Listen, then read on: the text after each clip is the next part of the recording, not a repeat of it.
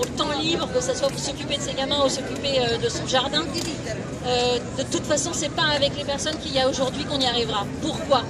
Parce qu'il y a un problème majeur, et quand on parle de pseudo-démocratie, c'est le mot que j'emploie pour parler de ce qu'on a aujourd'hui, c'est parce qu'on a toujours les mêmes au pouvoir depuis 40 ou 50 ans, parce que personne n'ose mettre le problème du cumul des mandats dans le temps sur le tapis de les discussions, parce qu'aujourd'hui, je pense que c'est même la priorité, que quel que soit le sujet, quelle que soit une discussion sur les lobbies, que ce soit sur la finance, que sur les scandales, que sur les...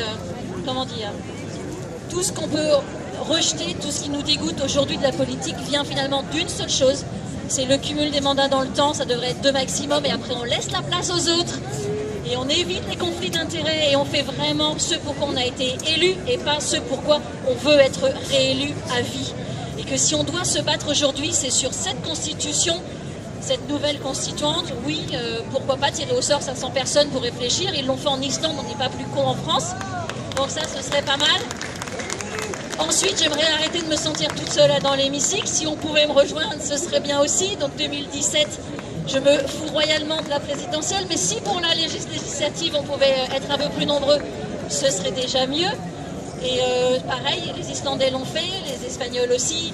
Et je pense qu'on est capable de surprendre. C'est ce que vous faites aujourd'hui, c'est ce qu'on fait tous ensemble. Sortir des clous, on l'a dit, sortir du chemin prévu de la manif, sortir des méthodes de contestation habituelles. Je suis sûre qu'on est capable de le faire. On parle du Front populaire depuis longtemps, j'y crois, parce que j'ai pas beaucoup de modèles en politique, mais s'il y en a un qui est important, c'est Jean Zay, qui lui croyait en l'intelligence collective. Moi je crois en notre intelligence à renouveler le modèle politique. Donc je ne sais pas si j'ai répondu à ce qui a été dit à l'instant. Je pense qu'il faut réfléchir. Alors, au-delà, bien sûr, de la loi El Khomri, c'est une loi monstrueuse, comme je l'ai dit hier devant la ministre, mais ça va bien au-delà, c'est toute la philosophie de ce qu'on veut comme société pour demain. Vous vous attelez à ça aujourd'hui, c'est tant mieux. Enfin, depuis déjà bien longtemps, vous n'avez pas attendu aujourd'hui. Mais je pense qu'il faut avoir une réflexion sur quelle démocratie on veut, et je vais arrêter là. Et si on peut continuer les débats sur le thème de la loi travail ou sur le reste de ce qui se passe à l'Assemblée, je suis disponible pour toutes les questions. Merci.